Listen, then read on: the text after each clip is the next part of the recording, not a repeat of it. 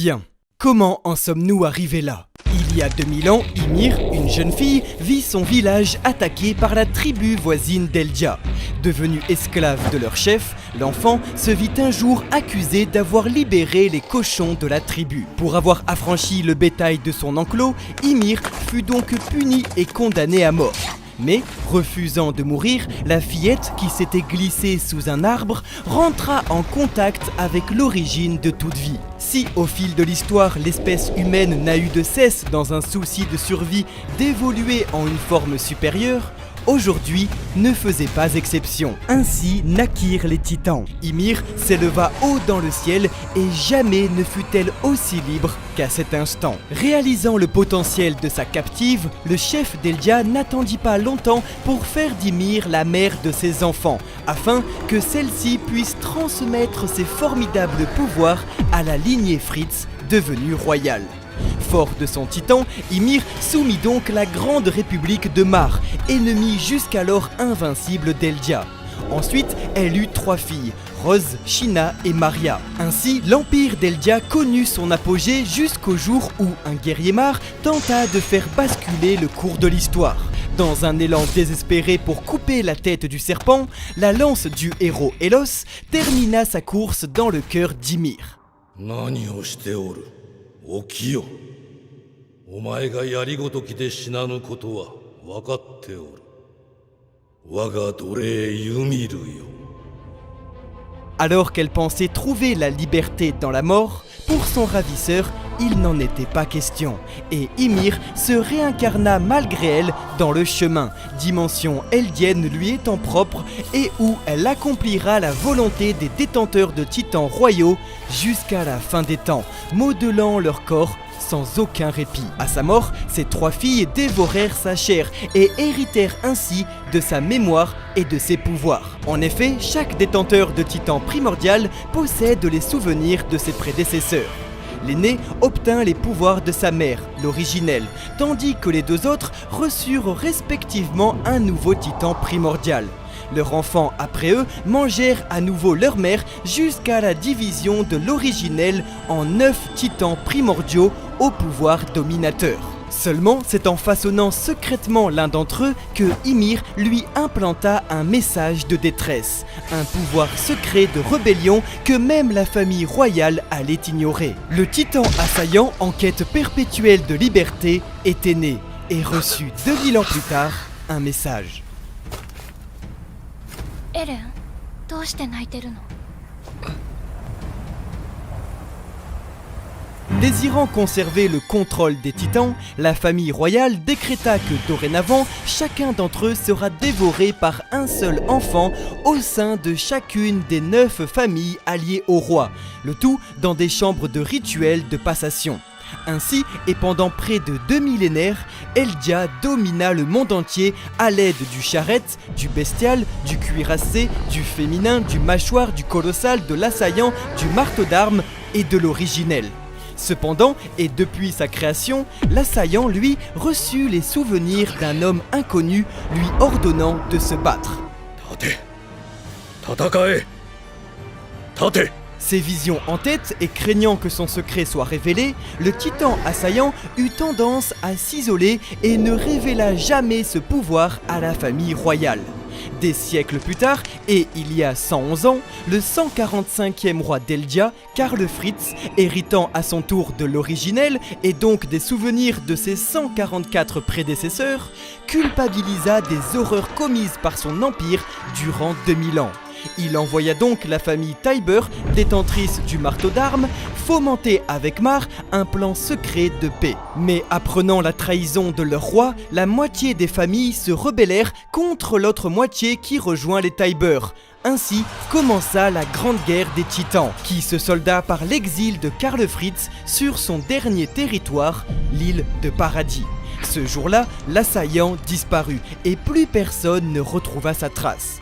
Une fois les autres titans capturés par Mar, Karl conserva cependant le plus puissant de tous, celui capable de contrôler les autres, l'originel, qui qui grâce à ses pouvoirs peut modifier la mémoire et l'ADN des Eldiens. Il décida ainsi de manipuler ces sujets en un triple rempart concentrique afin de les transformer en titans primaires et de les solidifier afin de créer un mur haut de 50 mètres. Ici et dans son funeste paradis, Karl livra en gage de bonne volonté la moitié de son propre peuple à la République de Mar afin qu'elle puisse conserver les titans dans des camps, tandis qu'il effaça la mémoire de celles qui l'accompagnent. Ainsi, pour les habitants des murs, voici l'histoire qui leur est racontée depuis plus de 100 ans. L'humanité fut décimée par l'apparition subite de bipèdes géants venus du sud. Pour s'assurer que ce mensonge perdure, Karl modifia l'originel afin que chacun de ses futurs détenteurs, si toujours dans la famille royale, préfère se donner la mort plutôt que de se battre. C'est ce qu'il appela le pacte de non-agression.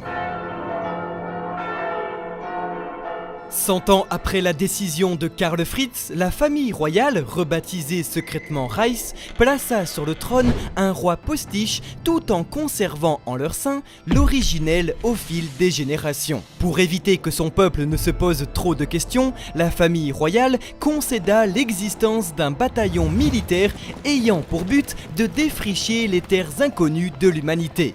La religion, elle, aura pour but de créer un culte autour des murs pour que personne n'ait envie de s'aventurer en dehors. De l'autre côté de la mer, il y a 39 ans et dans les camps d'internement Mar, Grisha Jäger naquit d'une famille eldienne abandonnée par son roi. Devenu médecin, il fit la rencontre de la descendante royale d'Ina Fritz, elle-même laissée sur le continent.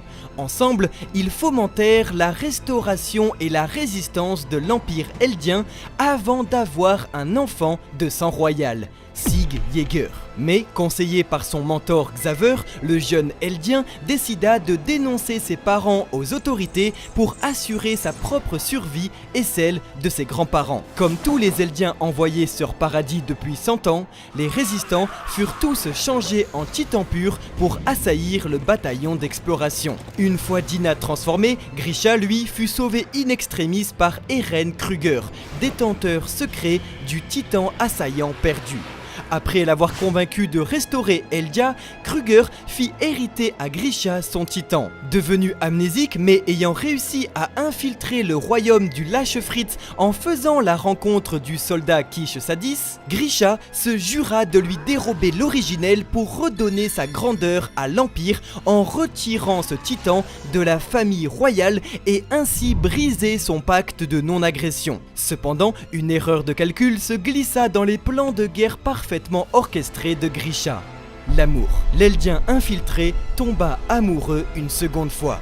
Ainsi, il y a 19 ans, naquit son second fils d'une autre femme, Eren Jäger. Sur le continent, 10 ans plus tard, et dans un souci de compétitivité militaire avec le reste du monde, la République de Mar, voyant les progrès de l'aéronautique surpasser ses titans, mit en place un plan de conquête de paradis afin de capturer l'originel qui a le pouvoir de contrôler tous les autres titans. La chasse aux Fritz était donc ouverte sur tous les fronts. Rainer Braun, Annie Leonhardt et Berthold Hoover, Eldiens des camps, furent choisis enfants pour cette mission. Sur Paradis, le jeune Eren et ses deux amis Armin et Mikasa subirent l'assaut meurtrier des guerriers Mar de plein fouet. Dina, pénétrant le district de Shiganshina, épargna étrangement le jeune Berthold Hoover pour aller dévorer Karla Jäger, prisonnière des débris. Ainsi, Eren fit la promesse de venger la mort de sa mère en éradiquant tous les titans sur Terre. Son père, lui, qui comme Kruger et tous les précédents détenteurs de l'assaillant, commença à apercevoir les souvenirs de cet homme, lui ordonnant d'agir en sa volonté.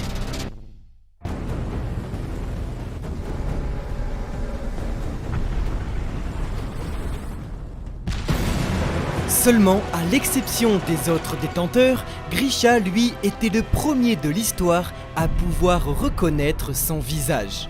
Suivant donc ses consignes, il se rendit dans la cachette du roi pour lui dérober l'originel avant de donner ses deux titans à son fils Eren. Pour la première fois de l'histoire, le titan originel avait donc quitté la famille royale et n'était plus soumis à son pacte. Ainsi, il put à nouveau contrôler tous les titans primaires du monde à condition de toucher un membre royal.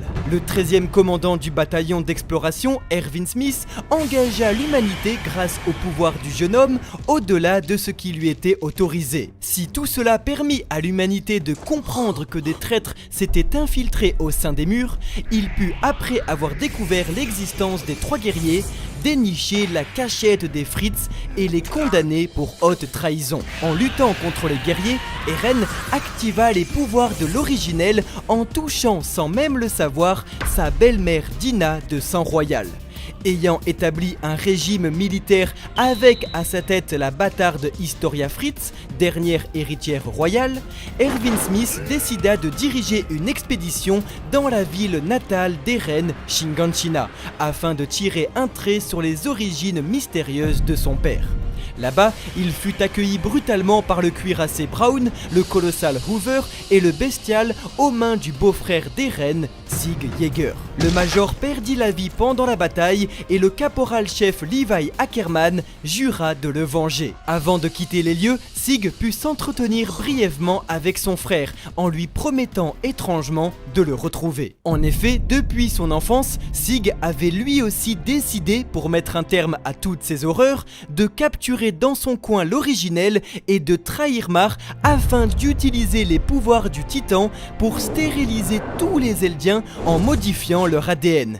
Une mort douce pour l'Empire d'Eldia, mettant fin à 2000 ans d'histoire. Seulement, après la fuite des guerriers, le bataillon apprit dans la cave de Grisha que l'humanité au-delà des murs subsistait. Eren comprit par la suite, grâce à son expérience avec Dina, qu'il pouvait contourner le pacte de non-agression de l'originel en touchant une personne de sang royal. Le soldat décida néanmoins de conserver cette information pour lui. Remercié pour ses hauts faits dans la bataille, Eren reçut les honneurs de sa reine et découvrit en baisant sa main les souvenirs de son père dérobant l'originel. Du point de vue de son père, il aperçut cependant un homme à ses côtés, lui ordonnant encore et encore de se battre. Eren réalisa avec effroi que cet homme n'était nul autre que lui-même dans le futur. Cette vision lui fit réaliser la fatalité dans laquelle il se trouvait. L'assaillant peut en effet non pas voir le futur, mais transmettre ses souvenirs à ses prédécesseurs. Et Eren saisissa donc qu'il n'est autre que celui à l'origine du comportement de l'assaillant durant 2000 ans. Cette vision lui permit de savoir qu'il rentrerait donc forcément en contact avec un membre de sang royal pour s'apercevoir plus tard dans les souvenirs de son père. Il comprit que la boucle était bouclée et qu'il était lui-même la boucle. Eren comprit ainsi qu'il n'existait qu'une seule issue à cette histoire. 壁の向こうには海があるとアルミンが言った。海の向こうには俺は何があると思ってたんだろう。